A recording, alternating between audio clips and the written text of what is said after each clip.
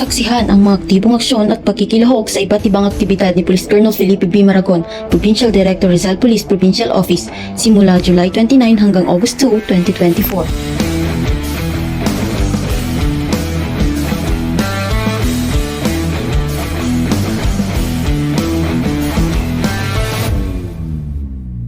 Kasabay ng pagbubukas ng klase sa lahat ng antas nito lamang Lunes, ika-29 ng Hulyo taong kasalukuyan, pinangunahan ni Police Colonel Felipe B. Maragon, Provincial Director, ang pagbibigay ng seguridad at kaligtasan ng mga estudyante sa lahat ng paaralan sa probinsya ng Rizal.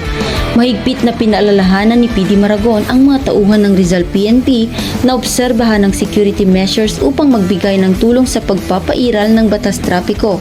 Kinumusta rin ni Police Colonel Maragon ang mga mag-aaral ng Casimiro A. Inares Sr. Memorial National High School para sa kanilang balik eskwela.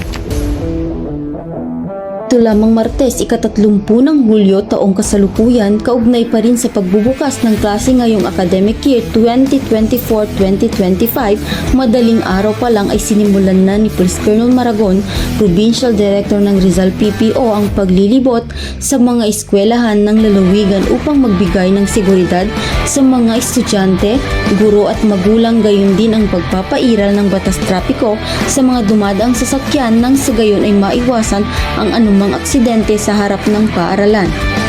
Sa kasabay na araw, ang Rizal Police Provincial Office ay nagsagawa ng groundbreaking ceremony for the Logistic and Supply Extension Building na pinangunahan ni Police Colonel Felipe B. Maragon, Provincial Director, na ginanap sa Camp M. Gen. Licerio I. Jeronimo, Taytay, Rizal.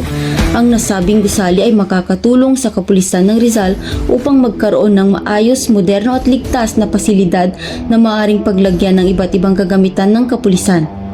Sa pagtatapos ng 29th Police Community Relation Month celebration nito lamang July 31, 2024 na ginanap sa Police Regional Office 4A, binigyang parangal ang mga tauhan at stakeholders ng Rizal Police Provincial Office sa iba't ibang larangan upang kilalanin ang kanilang dedikasyon upang mapanatili ang kapayapaan, ligtas at maayos na komunidad. Pinangunahan ni Police Brigadier General Paul Kennedy Lucas, Regional Director Pro 4A, ang programa kung saan ay nagbigay ito ng taus-pusong mensahe at pasasalamat sa pinapakitang inisyatibo ng PNP personnel upang lumakas ang ugnay nito sa mamamayan. Patunay lamang ito na ang pagpupursigi ng ating mga kapulisan ng Rizal sa pangangasiwa ni Police Colonel Maragon ay nagbubunga ng maganda. Pangako naman ng Rizal PNP na mas lalo pang pagbubutihan ang pagseserbisyo upang mas mapaigting pa at makamit ang ligtas at payapang lalawigan ng Rizal. Yan ang mga aktibong aktibidad ng napakasipag na Provincial Director ng Rizal Police Provincial Office, Police Colonel Felipe B. Maragon.